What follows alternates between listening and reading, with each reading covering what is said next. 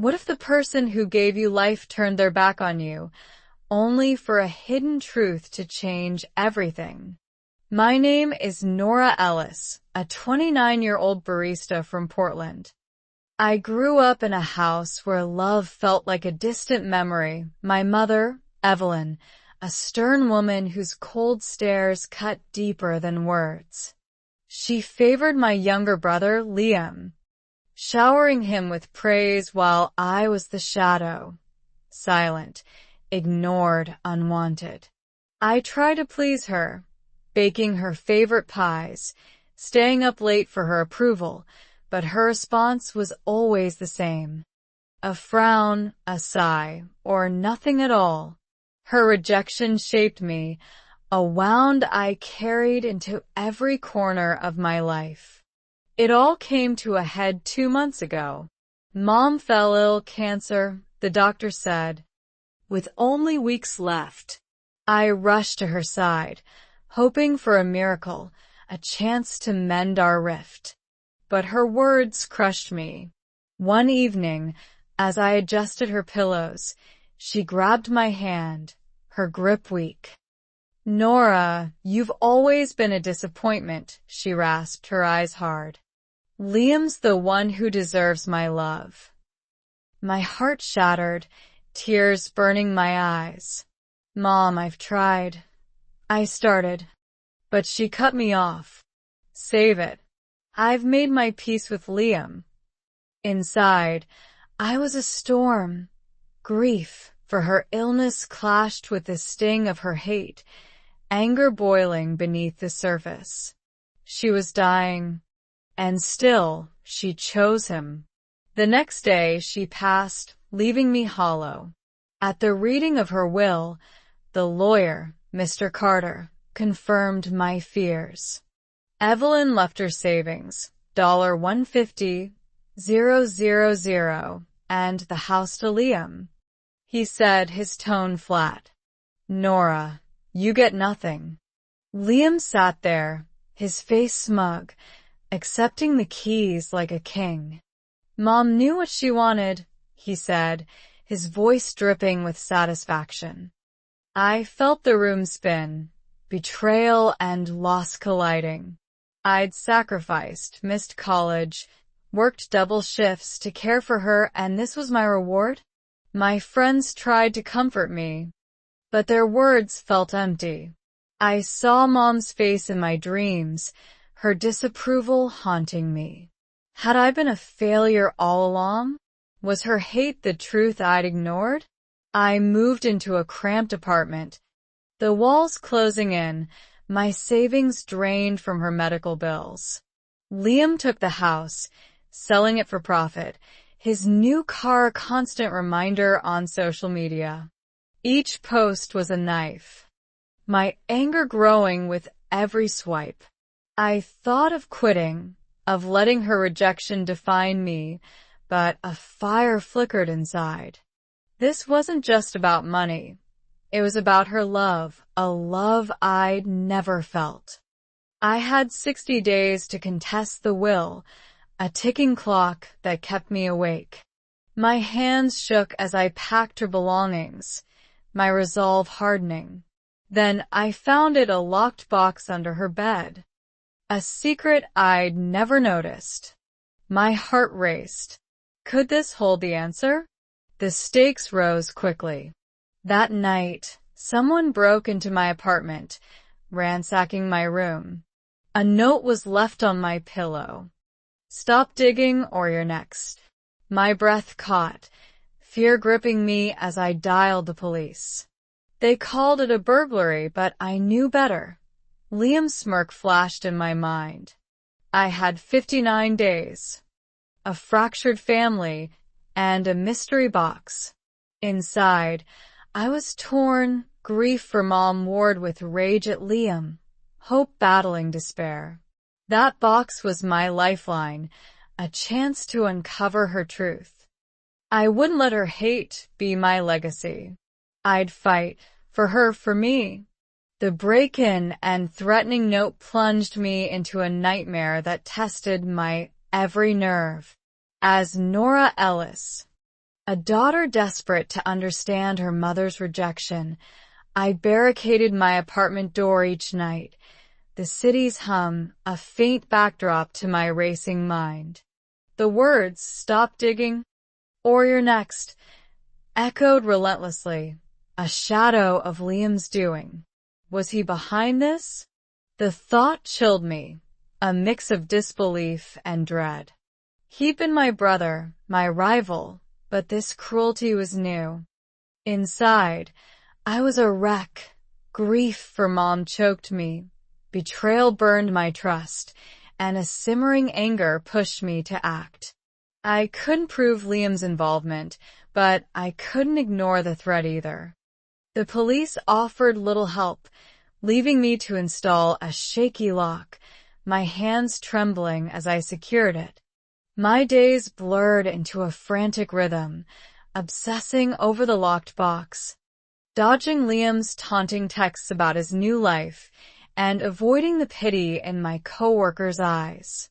He'd bought a condo with Mom's money, his Instagram a parade of luxury, each post a slap in the face. My confidence wavered, doubts whispering I'd never find peace.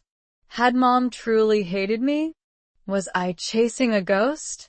But her voice, faint from a memory, cut through. "You're stronger than you know, Nora." And a flicker of hope reignited. What Liam didn't know was my secret weapon. That locked box under Mom's bed haunted me, a puzzle I couldn't resist. I pried it open with a screwdriver, my heart pounding as I lifted the lid. Inside was a diary, its leather cover worn, her handwriting spilling across the pages. I flipped through, tears welling as I read her words from years ago. "Nora, my brave girl, I pushed you away to protect you from my mistakes." My breath caught, relief flooding me, but also confusion. She'd loved me? The entries detailed her shame, debts from a failed business, fear Liam would resent her, a decision to shield me by distancing herself. This was my proof, but using it meant facing Liam. And with the 60-day deadline looming, 55 days left, time was my enemy. I sought an ally in Aunt June, Mom's sister, meeting her at a quiet diner. "June, Mom's diary says she loved me," I said, my voice low, showing her the pages. Her eyes widened, a mix of shock and sorrow. Lila, I knew she struggled, but I didn't think. Liam pressured her those last weeks. I saw him with Mr. Carter. My stomach twisted, the pieces falling into place. June agreed to testify, but warned, "He's desperate. You'll need more, something airtight." She was right. I needed to prove the will was coerced. And the clock was ticking. The threats intensified. One night, my car tires were slashed, a new note. "Back off, or it's over." My heart raced as I called June, my voice breaking. "He's escalating," I gasped. She arrived with a locksmith, her face grim. "This is personal," she said. "File a report, and let's get you legal help." I did, the officer's skepticism fueling my resolve. A lawyer, Sarah, took my case, reviewing the diary. "This is emotional gold," she said, "but we need to link Liam to the will change. We'll subpoena his records tomorrow." The move was risky. Liam could strike harder, but I had no choice. I threw myself into the fight, my apartment a war zone of diary pages and notes, my mind a battlefield. Grief for Mom clashed with rage at Liam, hope battling despair. I dug into his past, finding texts, him pressuring Mom about money, threatening to leave her alone. My hands shook as I saved the evidence, the weight of his guilt sinking in. The deadline was 50 days away, and Liam's condo party was announced, a celebration of my loss. I felt the noose tighten. My every move watched. But beneath the chaos, the diary and texts were my edge, a ticking bomb ready to reveal Mom's love. The subpoena for Liam's records marked the beginning of the end, a ticking clock that led to the most intense day of my life. As Nora Ellis, I stood in the Portland courthouse, my heart pounding, clutching my evidence, the diary, Liam's texts, and June's statement. The past 50 days had been a gauntlet. Threats, slashed tires, and Liam's smug party, where he toasted to new beginnings, while I hid in fear. Inside, I was a storm. Fear of failure gnawed at me. Rage at his betrayal fueled my resolve, and a fragile hope anchored me. Today was my chance to uncover Mom's love, but the stakes were sky high. The courtroom was packed. Family friends, Liam's flashy friends, and the judge, a stern woman named Judge Martinez, sat at the bench, her gaze piercing. Liam was there, his smirk venomous, seated beside Mr. Carter, who'd backed the fraud. My lawyer, Sarah, stood by me, her presence a lifeline. Nora has evidence proving coercion, she began, her voice steady. I read from the diary, Mom's words trembling through me. Nora, I love you. Pushing you away was my shield. Gasps rippled, Judge Martinez's eyes narrowing. Then Liam's texts, threats to abandon Mom unless she changed the will. He forced her, I said, my voice breaking with emotion.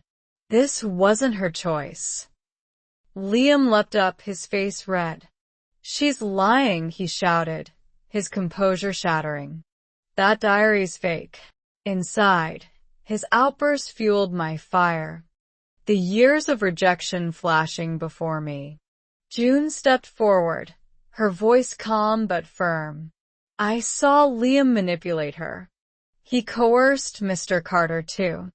The room erupted, Judge Martinez's gavel slamming. Liam turned to Carter, pleading, but he looked away, his loyalty crumbling. Sarah presented the subpoenaed records, emails between Liam and Carter, plotting the will change, with a $20,000 bribe. This is fraud, Sarah said, her voice sharp. The tension was palpable, my heart pounding as Judge Martinez deliberated. Inside, I was a mess. Fear of disbelief clashed with hope, the weight of the past months crushing me. Then, a bombshell. A nurse from Mom's hospice testified, confirming Liam's threats during her final days. The courtroom gasped, Liam's scream piercing the air.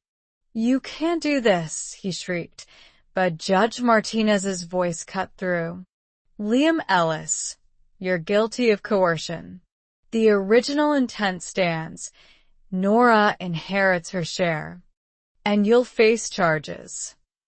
The crowd buzzed, Liam's glare burning into me, a silent promise of revenge.